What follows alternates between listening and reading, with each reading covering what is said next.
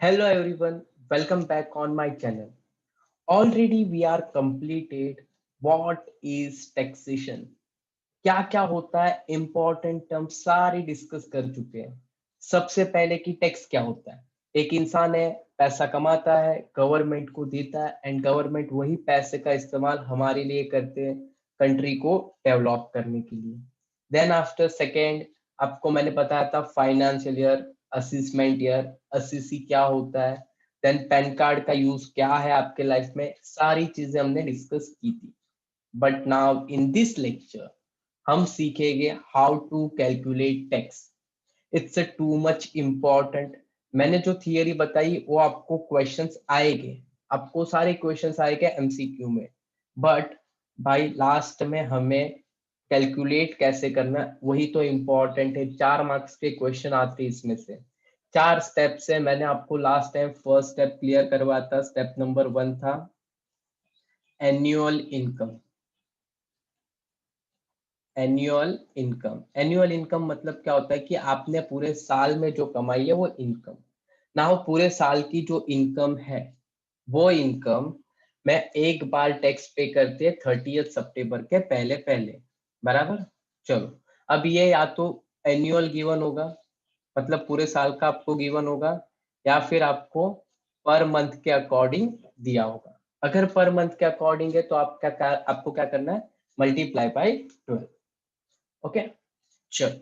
Now step number 2 से आज हम स्टार्ट करेंगे and step number 2 is to much important. ये अगर समझ गया, बाकी मैं आपको सारी चीजें एक्सप्लेन कर दूंगा, बट ये समझना काफी इम्पोर्टेंट है। डिडक्शन। डिडक्शन का नाम सुनते ही आपके माइंड में आएगा डिडक्ट मतलब कम होना। डिडक्ट का मतलब क्या होता है, कम होना। बराबर। डिडक्शन का मतलब क्या होता है, कम होना। हम मैथ्स में बचपन से सीखते आ रहे हैं भाई, अगर हमने यहाँ पे डिडक्ट वर्ड यूज किया मतलब कुछ माइनस हो। बराबर।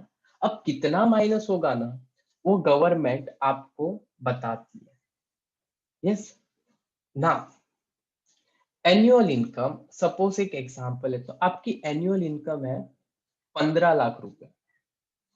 एनुअल इनकम कितनी है, 15 लाख। बराबर। और उसमें से अगर आपको सपोज 2 लाख का डिडक्शन मिल जाए तो आपको अमाउंट आ जाएगा 13 लाख। तो 13 लाख पे टैक्स पे करना है ना, ज्यादा बेटर है as compare to 15 lakh. Example देता हूँ, 15 लाख पे 10% निकालो तो आपका आंसर आएगा 1,50,000। बराबर।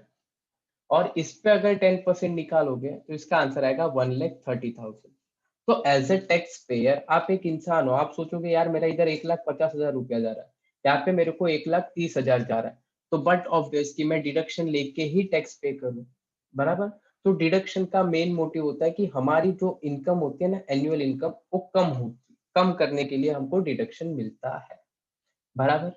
अब डिडक्शन क्या है वो तो आपको पता चल गया कि भाई हमारा जो एनुअल इनकम है उसमें से सर्टेन अमाउंट माइनस होता है। यहाँ पे तो मैंने आपको सारे फिगर्स दे दिए, बट हर टाइम ये सारे फिगर्स नहीं प्रोवाइड करेगी, उसके लिए हमें खुद से सोचना है। बराबर। तो आपको डिडक्शन का मतलब क्लियर है। अभी तक डिडक्शन मतलब क्या होता है पता चल गया। बट डिडक्शन में ना आपको दो डिडक्शन है। एक्चुअल टैक्सेशन में देखे जाए ना तो 10 से 11 डिडक्शन है, एक पूरा चैप्टर है, चैप्टर 6A करके, फॉर डिडक्शन। सिर्फ डिडक्शन क्या होता है ना उसके लिए आपको एक पूरा चैप्टर दिया हुआ है। बट आपको वो चैप्टर के से दो पार्ट है ना आपको यहाँ पे डिस्कस करना है। पहला पार्ट है उसका एटीसी। डिडक्शन है ना, एटीसी के अंडर डिडक्शन किसके लिए होता है, एटीसी का डिडक्शन होता है for investment. For investment. Now अभी एटीसी तक पहुंचने का रास्ता ना काफी लंबा है। आप जब भी आपको टैक्सेशन आएगा ना तब आपको ये सारी चीजें पता चलती जाएगी, बट मैं इस लेवल पे आपको वो सारी बातें नहीं बता सकता, क्योंकि मैं बताने जाऊंगा यार पूरा आपका 10th का 9th का सिलेबस जितना मैथ्स का सिलेबस कंप्लीट करने में जाता है ना, उससे ज्यादा सिलेबस मुझे यहाँ पे कंप्लीट करने में लग जाएगा, उससे ज्यादा टाइम। तो उसके लिए सिर्फ इतना समझो कि डिडक्शन में हमें दो डिडक्शन है, एक है एटीसी का और दूसरा क्या है मैं थोड़े टाइम में बताता हूँ। एटीसी किसके लिए पता है, इन्वेस्टमेंट के लिए। नाउ इन्वेस्टमेंट ये वर्ड आपके लिए कोई नया नहीं है। आपने इन्वेस्टमेंट सुना, इन्वेस्टमेंट का मतलब क्या होता है, हमारे जो एक्सेस अमाउंट है, जो भी हमारे पास सेविंग्स में से बचता है, उसको कहीं पे हम डालते तो हमें रिटर्न में थोड़ा बहुत ज्यादा अमाउंट मिलता है, वो होता है हमारा इन्वेस्टमेंट। जैसे कि हमने इसके पहले की एक्सरसाइज में ही देखा, ये कंपाउंड इंटरेस्ट पे इन्वेस्ट करता है, एक म्यूचुअल फंड पे इन्वेस्ट करता है। ओके, तो ये वर्ड्स हमारे लिए नए नहीं है। अब इन्वेस्टमेंट में भी ज्यादा कुछ याद नहीं रखना है, सिर्फ 4 या 5 आइटम्स दे रहा हूं मैं, वो याद रखना। सबसे पहला जो इन्वेस्टमेंट है वो है आपके लिए इन्वेस्टमेंट इन म्यूचुअल फंड। बराबर, अगर आपने म्यूचुअल फंड में इन्वेस्ट किया है तो किसके अंडर आएगा, एटीसी के अंदर। देन आफ्टर, म्यूचुअल फंड क्या होता है वो आपको पता है कि वो लॉन्ग टर्म के लिए भी होता है, शॉर्ट टर्म के लिए भी होता है। कि आपके पास सपोज 10-15 हजार है, आपने इन्वेस्ट किया 3-4 महीने के लिए, और सपोज आपके नसीब अच्छे हो गए तो वो इंक्रीज होकर हमारे पास रिटर्न आता है। बराबर, म्यूचुअल फंड होता है। उसके बाद होता है प्रोविडेंट फंड। प्रोविडेंट फंड, इसको मैं पीएफपी, अगर कभी मैंने पीएफ लिखा मतलब वो क्या हो जाएगा आपका provident fund. Yes, provident fund क्या होता है कि जब आप जॉब पे लगते हो ना, सपोज आपके पापा का ही एग्जांपल ले लो, आपके पापा जॉब पे है ना, तो आपके पापा की सैलरी होगी 25,000, बट उनको हाथ में अमाउंट कितना आता है पता है, 23,000। तो बोलोगे पापा का सैलरी 25,000 है, पापा 23,000 रुपए लेके आते हैं, 2,000 क्या खुद पे उड़ा देते क्या, अरे ऐसा नहीं है, 2,000 है ना उनकी सैलरी में से कट होता है, वो होता है प्रोविडेंट फंड के कंट्रीब्यूशन में जाता है। तो पापा के 2,000, फिर जहाँ पे काम कर रहे हो कंपनी उसमें सर्टेन अमाउंट डालती है, दोनों का अमाउंट मिक्स करके गवर्नमेंट के पास जाता है, और जब रिटायरमेंट होती है ना तो गवर्नमेंट वो अमाउंट वापस रिटर्न दे देते हैं। रिटायरमेंट हो या फिर बीच में जॉब लीव करते हो तो वो पूरा अमाउंट हमने जितना भी इन्वेस्ट किया वो सारा रिटर्न हमारे पास आ जाता है, होता है प्रोविडेंट फंड। देन आफ्टर आता है नेशनल सेविंग्स सर्टिफिकेट।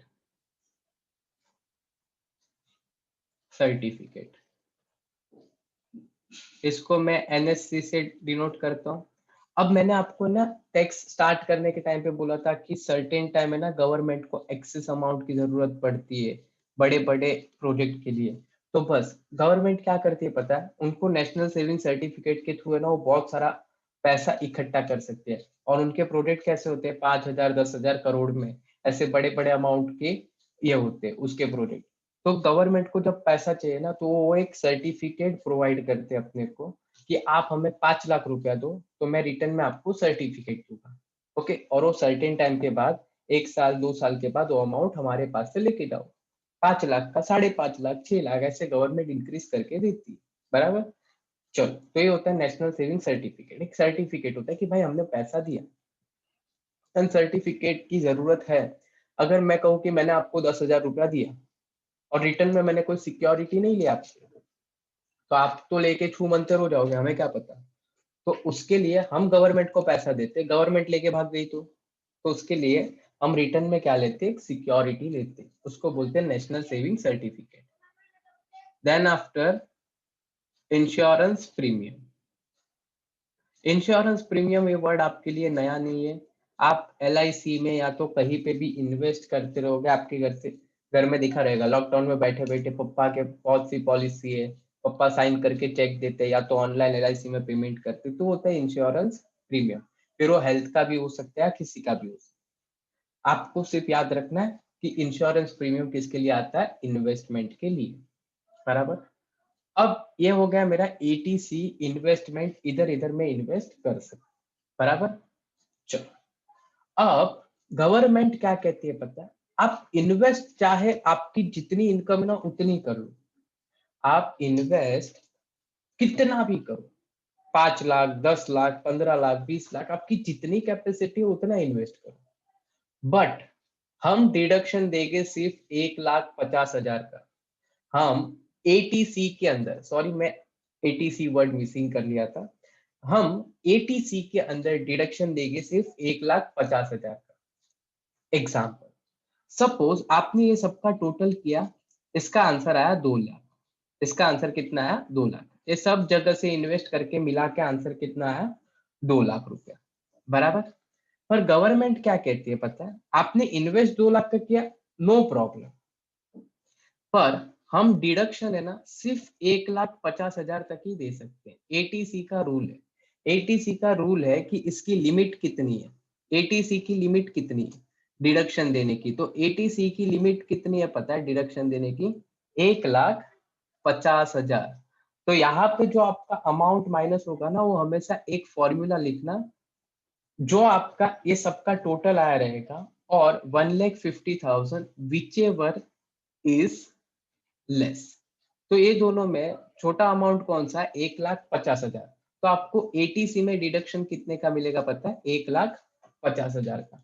पहला क्वेश्चन है, आई नो थोड़ी डिफिकल्टीज फेस होगी बट धीरे धीरे ग्रिप आ जाएगी। एटीसी में आप इन्वेस्ट करो कितना भी, मैंने देखो यहाँ पे 2 लाख का इन्वेस्ट किया, और गवर्नमेंट क्या कहती है कि आप 2 लाख क्या जितना इन्वेस्टमेंट करना है करो, बट हम आपको लिमिट कितनी है? 1,50,000 की, उतना ही माइनस करके देंगे। तो यहाँ से माइनस कितना होगा? 1,50,000।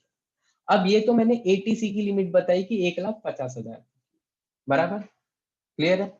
चलो, अब इसमें एक केस ऐसा भी तो आ सकता है, ये पहला केस है कि आपका अमाउंट कितना है? 2 लाख। तो आपको डिडक्शन कितना मिला? 1,50,000। आपको डिडक्शन कितना मिला? 1,50,000। क्यों? दोनों में से छोटा अमाउंट था, ये याद रखना, विच एवर इज लेस। दोनों में जो छोटा अमाउंट था वो लिखा है मैंने यहाँ पे। इसको मैं WIL से भी डिनोट करूंगा, उसका मतलब होता है विच एवर इज लेस, बराबर। चलो, अब एक थोड़ा नंबर्स के साथ एक एग्जांपल लेते हैं, एक नंबर्स के साथ एग्जांपल लेते हैं।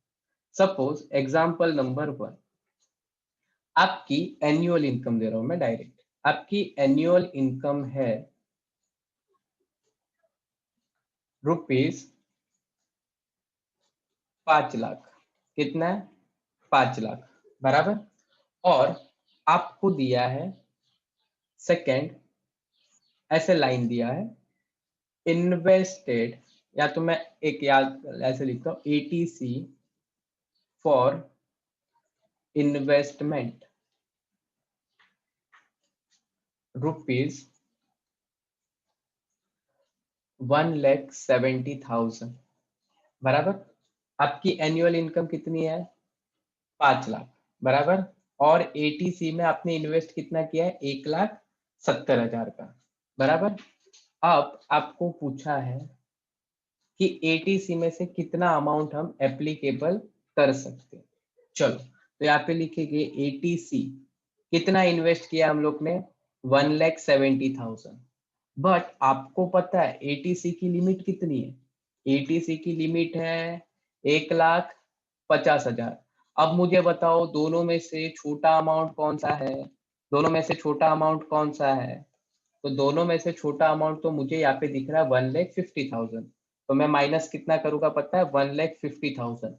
1,50,000 को किस में से माइनस करने का? आपकी एनुअल इनकम में से आपका 1,50,000 माइनस होगा। तो 5 लाख में से अगर 1,50,000 माइनस हुआ तो आपका आंसर आ जाएगा 3,50,000। और ये जो 3,50,000 है उसे क्या कहते हैं हम पता है? टैक्सेबल अमाउंट या फिर टैक्सेबल वैल्यू। आपका एनुअल इनकम में से जब हमने डिडक्शन माइनस किया, जो अमाउंट आया उसे क्या कहते हैं हम? Taxable value, taxable value. Clear है? पता चला? ये हो गया केस 1। ये क्या था आपका? केस 1। अगर नहीं समझा पीछे से रिवाइंड करो, एक बार वापस पीछे जाके देखो क्या है, मैं क्या कहना चाहता हूँ समझो। ओके, एटीसी की लिमिट कितनी है? 1,50,000। अब यहाँ पे आधे लोग क्या करके पता है? 1,70,000 में से 1,50,000 माइनस करते तो आंसर आया 20,000, और फिर वो 20,000 को 5 लाख में से माइनस करते। नहीं, मैंने कहीं पे भी माइनस वर्ड यूज किया ही नहीं है। मैंने क्या बोला है? दोनों में विच एवर इज लेस, बराबर। चलो, अब ये हो गया एटीसी का इन्वेस्टमेंट, और मैंने यहाँ पे ये सारी चीजें दी थी वो हटा देता, बराबर। इसमें से भी याद रखना इतना कि दोनों में जो छोटा रहेगा ना वो अमाउंट आपको लेना है। दोनों में से जो अमाउंट छोटा होता है वो अमाउंट आपको लेना है, बराबर। तो यहाँ पे मैं वापस लिख देता हूँ कि इसका जो भी अमाउंट आया, टोटल ऑफ ऑल इन्वेस्टमेंट और रुपीज 1,50,000 ओके, इसका क्या है ये लिमिट, दोनों में से जो छोटा अमाउंट होगा विच एवर इज लेस वो अमाउंट क्या होगा एप्लीकेबल होगा, अदरवाइज वो अमाउंट एप्लीकेबल नहीं होगा। बराबर। चलो अब एटीसी और एक डिडक्शन मिलता है एटीजी, एक डिडक्शन किसका मिलता है एटीजी, सॉरी एटीजी, एटीजी का अमाउंट होता है फॉर डोनेशन। आपने कितना भी डोनेशन किया ना सारा अमाउंट एप्लीकेबल है, अगर आपने 50,000 का डोनेट किया तो उसको यहाँ पे लिख लेने का। ओके, आपने अगर 1,000 का डोनेट किया तो 1,000 यहाँ पे लिख लेने का। बराबर।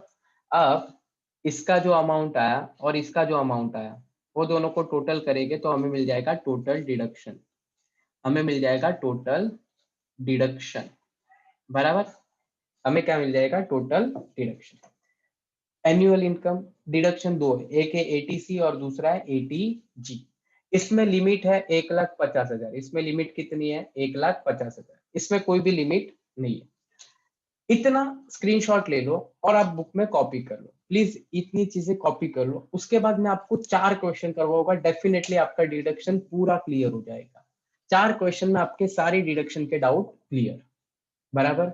अब याद रखना, अगर एटीसी बोला तो इन्वेस्टमेंट के लिए और एटीजी बोला तो डोनेशन के लिए, ये दो बातें खाली आपको याद रखनी। क्लियर। चलो नाउ आपको मैं एक एग्जांपल दे देता हूँ, यहां से आपका प्रॉपर है ना कैसे कैलकुलेट करना आपको पूरा समझेगा। एग्जांपल नंबर 1, सबसे पहले आपको दिया है मंथली इनकम,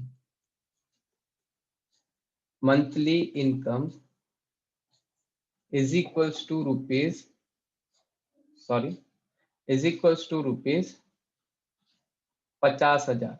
एक महीने का इनकम कितना है 50,000। बराबर। चलो फिर आपको ऐसे लाइन दी है, invested in mutual fund is equals to rupees 20,000, invested in NSC is equals to rupees 1,00,000। बराबर। और यहाँ पे दिया है invested in PF is equals to rupees 70,000। बराबर।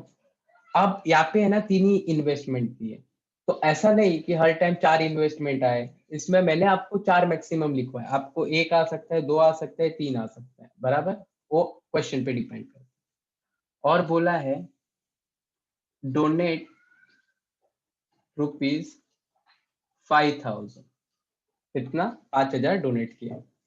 बराबर। और आपको फाइंड आउट करना है, find taxable income. Taxable income या तो फिर मैं वर्ड यूज कर सकता हूँ आपका टैक्सेबल वैल्यू। बराबर। चलो अब आ जाते हैं यहाँ पे कैसे आपको कैलकुलेट करना। अभी आपको ना सारे डाउट्स क्लियर होते जाएंगे कि आपको सम कैसे करना है एग्जैक्टली। चलो सबसे पहला स्टेप होता है आपको फाइंड आउट करना है, स्टेप नंबर 1 में एनुअल इनकम। सबसे पहले क्या फाइंड आउट करना है एनुअल इनकम। तो आपकी एनुअल इनकम क्या दी है, आपको मंथली इनकम 5,000 दी है, तो एनुअल इनकम क्या हो जाएगी 50,000 multiply by 12, so your answer is rupees 6 lakh. आपकी एक साल की इनकम कितनी है 6 लाख रुपया। बराबर। नाउ स्टेप नंबर 2 आपका क्या होता है डिडक्शन, बहुत ही इंपॉर्टेंट स्टेप है, यहाँ पे ध्यान दो। स्टेप नंबर 2 आपका क्या है डिडक्शन। नाउ डिडक्शन जैसे वर्ड आया ना तो आपको सबसे पहले डिडक्शन को हेडिंग देना है और उसके नीचे आपको फटाक से लिख लेना है एटीसी। एटीसी किसके लिए है इन्वेस्टमेंट। आपको इन्वेस्टमेंट के 4 नाम याद होने चाहिए, एक म्यूचुअल फंड, एक नेशनल सेविंग सर्टिफिकेट, एक प्रोविडेंट फंड और एक इंश्योरेंस प्रीमियम। बराबर। चलो नाउ पहला इन्वेस्ट किया हम लोग ने म्यूचुअल फंड में, कितना इन्वेस्ट किया म्यूचुअल फंड में 20,000 रुपया। बराबर। चलो सेकंड किया हम लोग ने एनएससी में, एक इधर आ जाएगा 1,00,000 रुपया यहाँ। उसके बाद हम लोग ने किया है पीएफ में, तो यहाँ पे आ जाएगा 70,000 बराबर। अब देखो ये तीनों एटीसी के थे, उसके लिए मैंने उसको एटीसी के अंडर लिखा। मैं डोनेशन को इसके अंदर नहीं लिख सकता, क्यों? क्योंकि डोनेशन आता है एटीजी में, बट मैंने यहाँ पे क्या लिखा है, एटीसी। तो आपको सिर्फ एटीसी के डिडक्शन ही यहाँ पे लिखने, बराबर। चलो ये सबका टोटल करो, ये सबका क्या करना है आपको, टोटल। ये सबका टोटल करोगे तो आंसर आएगा 1,90,000। बट आप इधर जो टोटल करोगे ना उसके बाद रुक जाना, उसका टोटल वही लाइन पे बाजू पे लिखना है, देख। और उसको है ना रुक जाना, बोलने का 1,90,000, बट सर ने आपको क्या बोला था, इसकी लिमिट है कितनी है, इसकी लिमिट कितनी है, लिमिट है 1,50,000। चलो मुझे बताओ दोनों में छोटा अमाउंट कौन सा है, तो आप कहोगे दोनों में छोटा अमाउंट है सर 1,50,000। तो यहाँ से हम 1,50,000 को बाहर ले लें, यहाँ से हम क्या करेंगे, 1,50,000 को बाहर ले लें, बराबर। पता चला क्या किया मैंने, चलो यहाँ से मैंने क्या किया, 1,50,000 को मैं क्या किया, बाहर लेके गया, बराबर।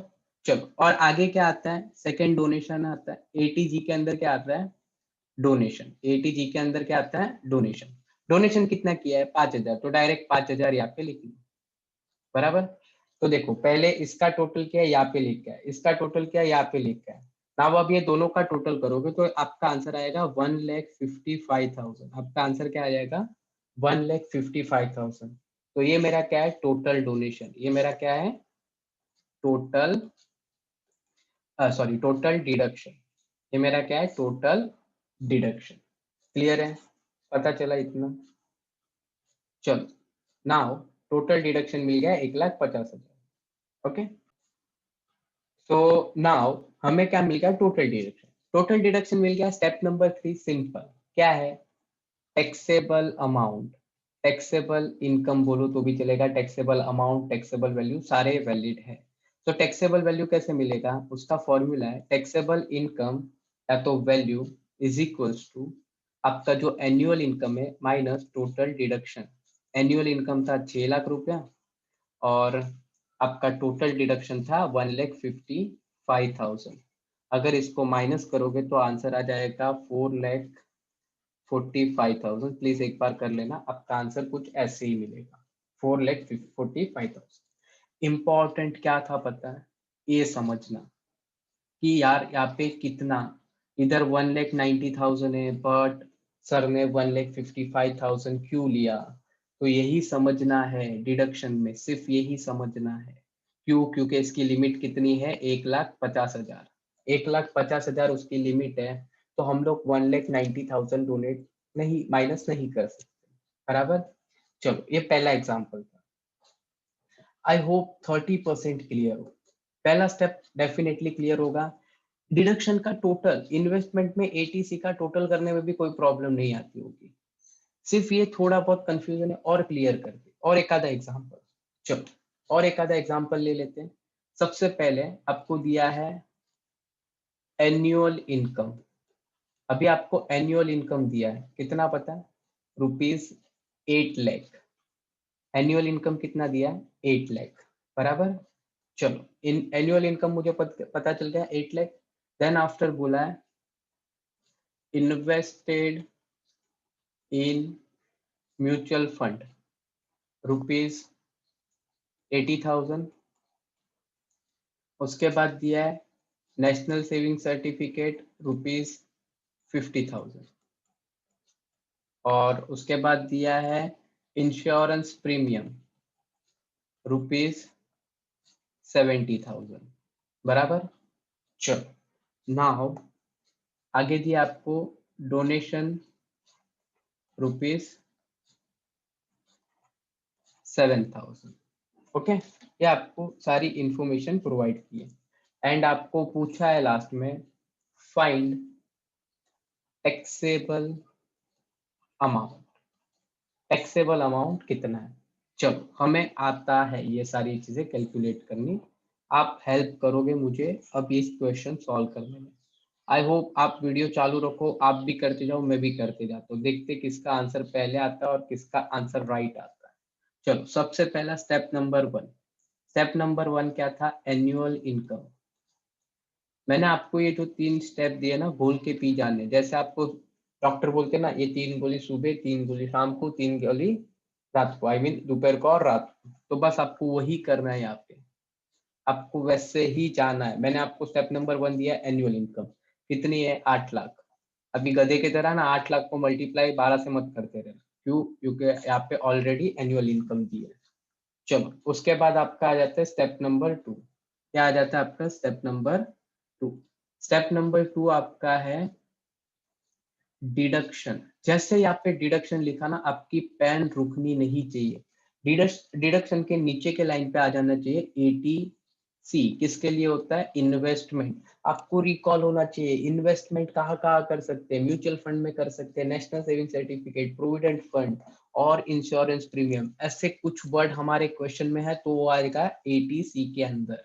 वो कहाँ पे आएगा? 80C के अंदर, बराबर। तो 80C के अंदर कौन कौन आ सकता है? तो क्वेश्चन पे जाने का, उसके बाद कहाँ पे जाने का? क्वेश्चन पे। ए म्यूचुअल फंड है, वो 80C में जाएगा। नेशनल सेविंग सर्टिफिकेट है, वो 80C में जाएगा। इंश्योरेंस प्रीमियम है, 80C में जाएगा। ओके, चलो ये सारी चीजें 80C के अंदर चली गई। तो अभी हमें 80C के अंदर के ही चीजें देखनी है, बराबर। अब एक ऐसा है, पता है आपको, अगर मैं कोई क्वेश्चन दूं, जैसे कि ये क्वेश्चन दिया x plus y is equal to 7 और दूसरा दिया x minus y is equal to 8, इसको सॉल्व करो, तो आप बोलोगे सर ये तो लीनियर का क्वेश्चन है, तो ये लीनियर के अंदर डाल दो। अगर मैंने बोला कि p is equal to 2 lakh, n is equal to 2%, sorry 2 year and r is equal to 8%, बोलोगे सर ये कंपाउंड इंटरेस्ट फाइनेंशियल प्लानिंग का है, तो उसके अंदर क्वेश्चन डाल दो। तो ये बाइफोगेट करना है, चैप्टर वाइज क्या करना है, इसको बाइफोगेट करते जाना है। तो हमने 80C को बाइफोगेट कर दिया। चलो नाउ पहला यहाँ पे आ जाएगा म्यूचुअल फंड, उसके बाद आ जाएगा नेशनल सेविंग सर्टिफिकेट एंड उसके बाद आ जाएगा यहाँ पे इंश्योरेंस प्रीमियम। चलो यहाँ पे 80,000, यहाँ पे 50,000 और यहाँ पे आ जाएगा 70,000। चलो ये सबका टोटल करो, ये टोटल करोगे तो 8 प्लस 13 और यहाँ पे आ जाएगा 2 लाख। अब बोलोगे सर 2 लाख, और अभी भी सर ने बोला था इधर रुकने का नहीं, क्या करने का, इधर लिखने का लिमिट। इसका लिमिट कितना है? 1,50,000। और वो लिमिट लिखने के बाद ऐसे लिखने का विच एवर इज लेस, दोनों में छोटा कौन है? मुझे तो यहाँ पे दोनों में छोटा 1,50,000 लग रहा है, तो यहाँ पे आंसर आ गया 1,50,000, बराबर। चलो और यहाँ पे लिखो सेकंड 80C खत्म, अभी नया चैप्टर। नया चैप्टर क्या है? 80G। किसके लिए है? डोनेशन के लिए। डोनेशन के लिए मगजमारी नहीं, जितना भी किया है डायरेक्टली इधर ले लो बाहर। 7,000, दोनों का टोटल करो कितना आ जाएगा? 1,57,000। तो ये आपका हो जाएगा टोटल डिडक्शन। चलो तो स्टेप नंबर 3, टैक्सेबल अमाउंट।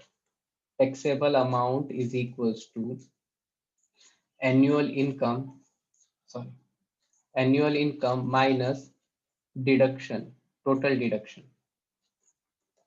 तो एनुअल इनकम है 8 लाख रुपया और टोटल डिडक्शन मिलेगा आपको 1,57,000 का। तो इधर आ जाएगा 6,43,000, बराबर ऐसा कुछ आएगा। कर लेना, फिर भी मेरा आंसर रॉन्ग हो सकता है, आप ट्राई कर लेना। 0 0 carry how much 1 0, okay right है। 6,43,000 क्लियर है। चलो नाउ आपको अगर ये कंसेप्ट क्लियर है, तो ये बहुत ही इंपॉर्टेंट वाला एग्जांपल दे रहा हूँ, बहुत ही ज्यादा इंपॉर्टेंट है। अगर अब मैं देखना चाहता हूँ, अगर आपका आंसर राइट आया तो समझ जाना कि भाई आपका कोई भी डाउट नहीं है चैप्टर में। चलो सबसे पहले आपको दिया एनुअल इनकम। एनुअल इनकम आपको दिया है ₹10 लाख, बराबर। उसके बाद आपको दिया है डोनेशन ऑफ ₹15,000। उसके बाद आपको क्वेश्चन में दिया है invested in mutual fund ₹1,20,000 invested in NSC ₹10,000। बस इतना ही क्वेश्चन दिया और आपको फाइंड करना है सॉरी टैक्सेबल वैल्यू, बराबर। चलो टैक्सेबल वैल्यू आपको फाइंड आउट करना। ये मेरा थर्ड एग्जांपल है, और अगर आपको ये क्लियर हुआ मतलब मैं समझ जाऊंगा कि भाई आपको चैप्टर में आउट ऑफ लाने से कोई नहीं रोक सकता। चलो सबसे पहले annual income, step number 1 start करो मेरे साथ। Step number 1 annual income. Annual income कितनी है? 10 लाख डायरेक्टली दे दिया है, 10 लाख आपको डायरेक्टली दे दिया है, बराबर। चलो उसके बाद नेक्स्ट आपको ढूंढना होता है step number 2 is deduction. Deduction लिखा तो पेन रुकनी नहीं चाहिए, पेन चलनी चाहिए। क्या लिखना है नेक्स्ट स्टेप पे? एटीसी, इन्वेस्टमेंट, बराबर। इन्वेस्टमेंट, एटीसी किसके लिए है? इन्वेस्टमेंट के लिए। चलो देखते हैं हम कहाँ कहाँ पे भी इन्वेस्ट कर सकते हैं। तो हमें तो क्वेश्चन को ही देखना है। यहाँ पे एटीसी में तो ये दोनों ही दिख रहे हैं। आपको मैंने बोला था रिकॉल कर लेना, मैं यहाँ पे एटीसी का इन्वेस्टमेंट कर सकता हूँ, बराबर। तो सबसे पहले यहाँ पे आ जाएगा म्यूचुअल फंड, यहाँ पे आ जाएगा नेशनल सेविंग सर्टिफिकेट, बराबर। चलो म्यूचुअल फंड में कितना इन्वेस्ट किया है? 1,20,000। अब देखता हूँ मैं कितना तुम लोग को समझा ना, यहाँ पे पता चल जाएगा। 1,20,000 और यहाँ पे है 10,000। ओके, दोनों का टोटल कितना है? 1,30,000, बराबर। अब इसके नीचे लिखने का इसकी लिमिट, इसके नीचे आपको क्या लिखना है? लिमिट। इसकी लिमिट कितनी है? 1,50,000। अब ये दोनों में छोटा अमाउंट कौन सा है? ये दोनों में छोटा अमाउंट कौन सा है? मुझे दिख रहा है 1,30,000। बोलोगे सर अब तक ये अमाउंट बड़ा आ रहा था, अब ये छोटा आ रहा है। हो सकता है, मैंने किधर बोला? मैंने क्या बोला था? इन्वेस्टमेंट आप कितना भी करो, ज्यादा करो कम करो, पर हमारी लिमिट 1,50,000। तो यहाँ से बाहर अमाउंट कौन सा आएगा? 1,30,000। यहाँ से हम बाहर अमाउंट कौन सा लेके जाएंगे? 1,30,000। अगर ये स्टेप आपको समझा है तो आप खुद के लिए क्लैप करो एंड खुद के लिए प्राउड फील करो। एंड अच्छा है कि मैं भी मेरे लिए प्राउड फील करूंगा कि आपको ये आराम से क्लियर हुआ। ओके, तो ये आपका आ जाएगा 1,30,000। एंड नेक्स्ट है एटीजी। एटीजी के लिए डोनेशन वर्ड कहीं पे यूज हुआ था क्वेश्चन में? यस, डोनेशन वर्ड यूज हुआ है 15,000। चलो तो यहाँ पे इसका टोटल आ गया 1,45,000। सॉरी, इसका टोटल कितना आ जाएगा? 1,45,000। It's your total deduction. ये आपका क्या है? Total deduction. तो आप क्या करोगे? आपकी जो एनुअल इनकम है उसमें से आपका टोटल डिडक्शन माइनस कर दो। आपका जो भी अमाउंट आएगा, आपका जो भी अमाउंट आएगा 8,55,000, ये आपका क्या हो जाएगा? Taxable value. ये आपका क्या हो जाएगा? Taxable value. ओके, अब केस 1 क्या था कि आपका इन्वेस्टमेंट आपकी लिमिट से ज्यादा था। सेकेंड केस था आपका इन्वेस्टमेंट आपकी लिमिट से कम था, तो उसके लिए वो अमाउंट है। सिंपल याद रखने का, इन्वेस्टमेंट अगर लिमिट से ज्यादा है तो माइनस होगा 1,50,000। एग्जाम्पल देखो, यहाँ पे इन्वेस्टमेंट 2 लाख था, लिमिट माइनस कितना हुआ? 1,50,000। यहाँ पे इन्वेस्टमेंट लिमिट से ज्यादा था तो यहाँ पे माइनस कितना हुआ? 1,50,000। यहाँ पे भी देखो मैंने एग्जाम्पल लिया, लिमिट से इन्वेस्टमेंट ज्यादा था तो 1,50,000 माइनस हुआ, बराबर। और यहाँ पे मैंने साफ साफ लिखा है टोटल इन्वेस्टमेंट और 1,50,000 दोनों में से जो भी कम होगा वो अमाउंट मैं क्या करूंगा? आउटर कॉलम में ले लूंगा, बराबर। अब आपको ये सारी बातें क्लियर हो रही है? अब देखो यहाँ पे इन्वेस्टमेंट कम था तो मैंने ये अमाउंट बाहर लिया। अब आपके माइंड में बहुत खतरनाक डाउट आया रहेगा कि सर अगर इन्वेस्टमेंट भी 1,50,000 है और लिमिट भी 1,50,000 है, कौन सा अमाउंट माइनस करने का? विचेवर इज लेस, दोनों में छोटा कौन है? दोनों में छोटा कौन है? कोई दो छोटा ही नहीं, दोनों इक्वल है, तो उधर माइनस होगा 1,50,000। अगर मैं सिंपल टर्म में कहूँ, investment is more than limit, so minus कितना करोगे? 1,50,000। इन्वेस्टमेंट इज इक्वल, मैं आपको फॉर्मूला ही दे देता हूँ सिर्फ एटीसी के लिए। क्या करना है पता है? Investment, investment is more than 1,50,000, तो माइनस कितना होगा? 1,50,000। इन्वेस्टमेंट इज इक्वल्स टू 1,50,000, तो आपका माइनस कितना होगा, 1,50,000। और इन्वेस्टमेंट इज लेस देन 1,50,000, तो माइनस क्या हो जाएगा, वो इन्वेस्टमेंट का अमाउंट रहेगा वो। ये तीन पॉसिबिलिटीज है, उसमें से कोई भी एक आ सकती है। मैंने आपको ये दोनों का एक्स्ट्रा क्वेश्चन करवाया, इसका एक्स्ट्रा क्वेश्चन की जरूरत, सॉरी, इस दोनों के मैंने एक्स्ट्रा क्वेश्चन करवाया, ये आपको थोड़ा सा लॉजिकली बात समझ में आती। और ये सिर्फ है ना एटीसी का टोटल किया है, डोनेशन दो है, एक है एटीसी और एक है एटीजी दोनों। और क्वेश्चन में अगर कोई टर्म नहीं दिया तो जबरदस्ती नहीं डाल देगा कि हाँ भाई नहीं दिया तो भी चिंतन सर ने बोला डाल देगा, ऐसा नहीं है। जो नाम दिया उतना, कभी कभी आपको क्वेश्चन में डोनेशन नहीं भी दे सकते, कभी कभी दे भी सकते। That's a very very very important lecture for you. अगर ये लेक्चर नहीं समझा प्लीज अच्छे से एक बार वापस देखो, बट अगर ये कंसेप्ट क्लियर हो गया, डेफिनेटली मैं गारंटी देता हूँ आपको टॉपिक में आउट ऑफ लाने से कोई भी नहीं रोक सकता। ओके, एंड दैट्स अ काफी इंपॉर्टेंट लेक्चर था आज का।